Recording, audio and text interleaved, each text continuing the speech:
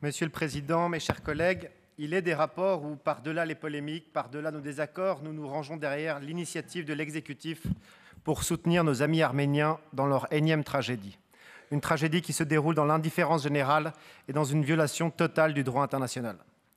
Nous observons à cette date que l'Azerbaïdjan occupe illégalement 145 km² du territoire arménien, plus d'un an avant l'attaque russe sur l'Ukraine.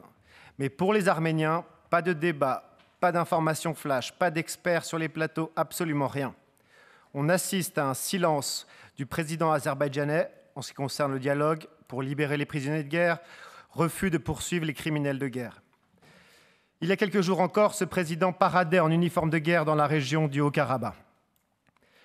À l'heure où l'Union européenne continue de sanctionner par ses innombrables résolutions certains pays du monde, on observe une Commission européenne totalement muette lorsqu'il s'agit de sanctionner la Turquie pour l'envoi de ses drones meurtriers contre les jeunes Arméniens, mal équipés, le transfert par les Turcs de djihadistes de Syrie pour aller massacrer le patrimoine arménien et chrétien.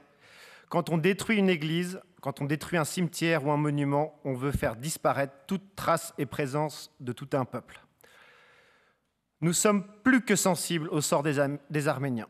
Et ce rapport est plus qu'important car il permet à notre échelle de renforcer la souveraineté arménienne sur cette région à haut risque.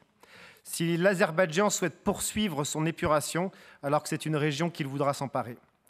Pour l'Azerbaïdjan, conquérir la région du Syunik, c'est permettre une continuité territoriale entre l'Azerbaïdjan et son enclave nichée au sud-ouest de l'Arménie. Et puisque l'Azerbaïdjan ne voit aucun obstacle à ces crimes, pourquoi s'arrêterait-il en si bon chemin? Et puis enfin, je tiens par ce rapport à faire réfléchir nos amis LR. Votre alliée, celle que vous avez soutenue à la tête de la Commission européenne, Madame van der Leyen, a réussi cette crétinerie, cette absurdité de stopper le gaz russe en Europe parce que la Russie attaquait son voisin, l'Ukraine, en le remplaçant par le gaz d'Azerbaïdjan, qui lui aussi, pourtant, faisait la guerre à son voisin.